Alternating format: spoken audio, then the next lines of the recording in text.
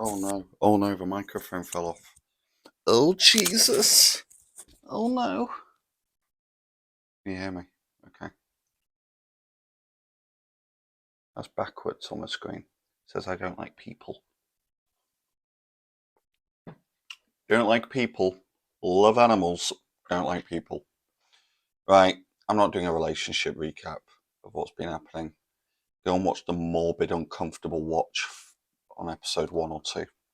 I'm not doing that again.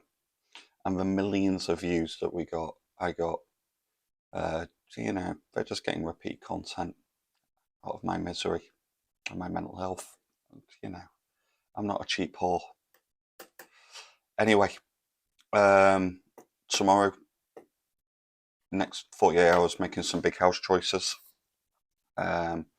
Option 1, Lewis, my friend in Hazel Grove, Stockport.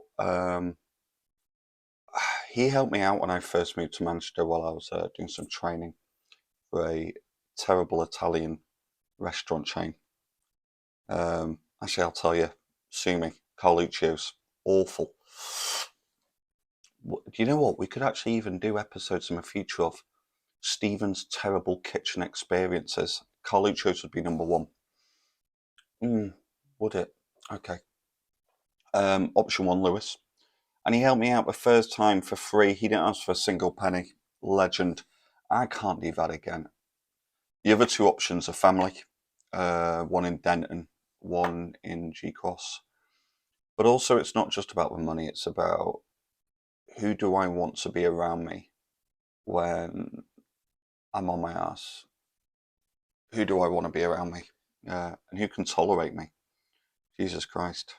Burden them with this schnizzle whizzle. Okay. This is a bit of a weird one. And by the way, please don't in any second think I want a date. Like the idea of a dating or you've got a relationship's years away. Unless something happens in the next year and Gaia wakes up or she gets hit by lightning and realizes what a terrible mistake she's made. But I don't want to do that. Actually, the idea of it makes me quite physically sick, to be honest. But these, right, I don't know if you can hear that, but about 20 minutes ago I had to WhatsApp my neighbour upstairs because they were playing Pink Floyd very loudly. Never been a fan of Pink Floyd, but that's not what I asked them to turn it down for. So if you hear anything, I do apologise. But when you are newly single, weird things that you've never had to worry about suddenly become, and they're totally stupid, they're irrational, they're completely not normal thought process, but things like, so can you see that? You see that? Not this bit. That's always been there. That bit. It's alopecia. Woke up middle of August, went to bed with a full beard. This is true, it's not a gradual thing. This was overnight and completely missing. I actually had a bit of an argument with Guy about next morning because I asked, has this always been here? And obviously we've been together 7 years at this point. And she says, I think it's always been there. I had to go through years of photographs to prove to her I've not just woken up with a bald patch. And then I was really drunk that night. We'd been out drinking in Flonica, as you do. And I thought, had I done something when I was drunk, like set my beard on fire? And it's really sad because I look great with a beard. Well, you would. I'm covering half my face. And I look great with a beard. Honestly, I look good with a beard. And I can't grow a beard anymore. This is the longest I'll allow it to grow. I shave basically every 2 days now. But somebody asked me at work about 3-4 months ago, so, how does that affect your confidence? I went, to be honest, this is the curse. To be honest, quote unquote, I'm in a long-term loving relationship. I'm 42. Why would I give a crap that I've got clumps of hair falling out? Why would that bother me? It's not as if I'm trying to impress anyone anymore. If I was 25, single or a female, which I think that would be horrible, for a lady to go through that, yeah, then I'm bothered. And hey, it's now bothering me. It's bothering me badly. Um, and, you know, I'm sorry if you're eating your breakfast, but I've got a mole on my penis. It's not on my tip, and don't panic, I'm not going to show it you. It's not on my tip. It's like right on the base, and it's a really small mole. It's never, you couldn't even see it unless I showed it you. And I can see all your hands going up now. Please show us your mole on your penis, Stephen. And now, again, I'm just like, oh, and I even Googled penis mole remover. Like, I can't show you my internet search histories on my phone. I actually Googled penis mole remover, but literally about 50 minutes ago. It's not cheap. It's not cheap. Um, yeah. So now things I've never been bothered about. It's like, well, am I going to just? I'm getting this anxiety now about the beard and the mole and condoms. I slept with one person for 8 years. One person. Never cheated. Never wanted to. Still don't want to. So obviously you don't wear condoms when you're in a long-term relationship for various reasons. But now I'm just like, oh, and again, I don't want to have sex with anyone. I really don't. Ugh. But at some point in the coming months, I might need a distraction. If anything, for my self-esteem. And now you've got to wear condoms again. Oh, condoms are horrible. They're just like. It's just no. I've always struggled with them, and that's got to become a thing now. So now I've got, I'm thinking of should I get some and just practice at home with like some vegetables in my fridge, like like sex ed class at school. It's not good. So yeah, alopecia, mole on the penis, condoms, things that really, really shouldn't be at the top of my agenda to be worrying about right now. But hey, they've made it into the top 5 today, all three. And also, you start thinking about, well, God forbid I met somebody in, say, 10 months, a year, or whatever. It's just like, how can I sell myself? I'm a 42-year-old with alopecia, and I'm not going to own a house in a year. I'll probably never own a house. So it'll be a 42-year-old in a house share with alopecia, 42-year-old in a house share, and thousands of pounds in debt, which has come down a lot recently, but, I'm in debt. Due to bad choices I've made, and completely my fault again. And suddenly you said, like, well, you could look like Brad Pitt, have a mole on your penis, have alopecia, be in a house share and 42 years of age. Brad Pitt would struggle to get laid. He would struggle to get laid. You put him in a house share in Offerton and Stockport, he ain't getting laid. He's not getting laid. Or I'm staying with my mum for a few months, but to put some money aside because my partner left me. It's just like, ugh, it's cringy. So yeah, these stupid things going on in my head, which really have no relevance, certainly for today, tomorrow, or the next few months. But these things going on in your head. So the big thing I want to talk about, I said I'd do this on the first or second episode, I can't remember. The last 8 years, just a quick, summary of how we met originally. So I was a chef, a head chef of a restaurant in London. She worked for the same company, but we never worked together. I don't know how people do that. It's quite weird. We work together. What do you talk about when you get home? It must be revolting. But yeah, we worked for the same company, but in different restaurants. A very well-known restaurant group, and this was in London. But I had to go and do my training in her restaurant for my first 5 weeks. Learn all the computer systems, the recipes, etc. And I remember our first conversation. Her English was appalling. She sounded like Borat. And she was, well, firstly, she was really gothy then, like really gothy. Like when Wednesday Addams had nothing on Gaia 8 years ago. It was very gothy.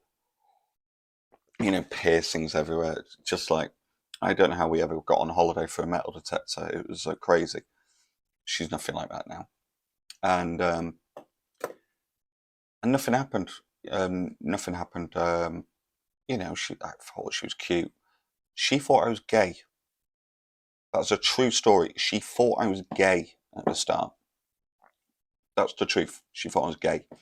And then after about 3, 4 months, you know, we added each other on social media. One thing led to the other, and we ended up going for a drink. Oh my God, I'm going to tell you this. I don't care. I don't care. I'm going to tell you this. And we went on our first date in Camden. And I've never slept with anyone on a first date. Yeah, I'm a classy guy. What are you guys do? I'm a classy guy. And I was about to say goodnight. We'll do this again sometime. And she kissed me in a pub in Camden. She can deny this all she wants. She knows it's the truth. But I was smashed. I was so drunk. And guys, can you back me up here? We went back. I couldn't get an erection. I couldn't get an erection. Couldn't. And you know what happened the next morning? Still couldn't get an erection. Couldn't happen. I think the next morning I also threw up on the road while we both walked to the bus stop. Maybe that was a few weeks later on, but it was not a good first impression at all. You know, I don't know how I got a second audition. It was brutal. Like, I just remember like groveling, apologizing. It's amazing how we come full circle. Just apologizing. Like, I'm really drunk. I'm sorry. Couldn't get an erection. And slowly but slowly, but I would tell my friends all of a sudden, oh, well, they wouldn't even know her name at that point. This is like this went on by way for about 3 months. All my friends, including my housemate, was all how's the goth? How's the goth? And I was like, yeah, it's going well. I really enjoy company, but it's not going to go anywhere. And, you know, I think I'm going to end it soon. And sorry, cup of tea burp. I think I'm going to end it soon. And I didn't even find her that attractive. Like, she was hot, but she wasn't my hot. And she wasn't my style. And bit by bit, you know. And after about 7, 8 months, things just started like clicking. I'm like, oh, I really like this person. She's the only person. Is this going to happen the other way? Maybe it's not. She's the only person every year that's gone on over the years. I find her more attractive today than I did after year 2, year 3, year 4. 100%. 100%. I'm not BSing you. 100%. I find her more hotter today than I did when we first met, and I found her more hot after 5 years than I did after 4 years. Every year it increased how much I found her attractive. And obviously I loved her and stuff like that at that point. But yeah, so this is a relationship that was never even meant to be a relationship, but I suppose that's what happens, isn't it?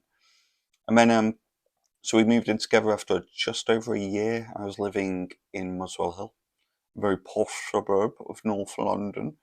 But obviously now I'm not in a house share, we've got to live together, so your budgets change. And we moved to the ghetto, a place called Wood Lane. Funny enough, it's on a road called the Seven Sisters Road, which the BBC have commonly referred to as the Murder Mile. Look it up. And so we moved to Wood Green, very close to Tottenham. Disgusting area, horrible, but very convenient. And we had a really, really nice flat. And I remember just like I'd had really a bad experience living with the girlfriend before that.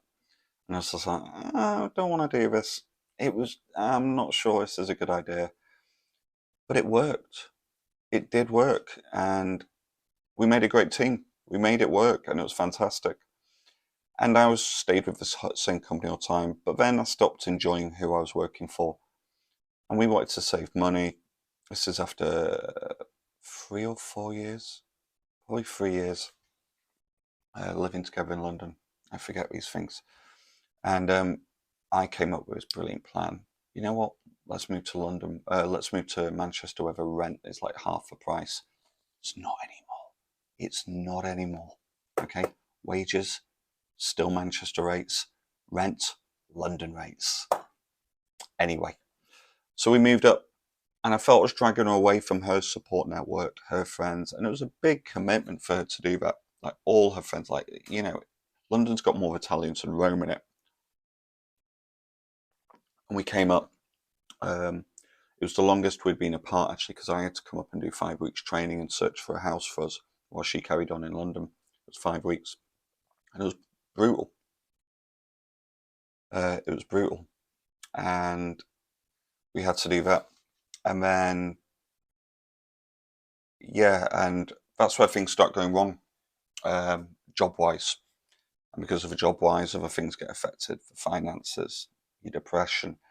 You know, the other person's really happy and everything's going really well for them.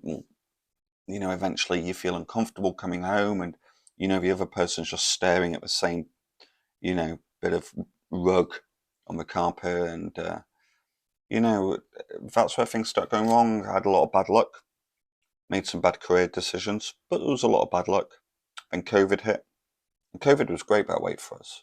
I loved COVID with Gaia. It was really good. Loads of walks. Loved it. Had a little routine. Absolutely loved it. But then, yeah, and then her career takes off just after COVID. What's that, 3 years ago? And her career's not stopped, going up and up and up and up. And I'm her biggest fan, you know, and she knows that. And yeah, and I think that's where things came really tough for her. Like, my life career was going, and hers was going like that. And yeah, it was tough for her.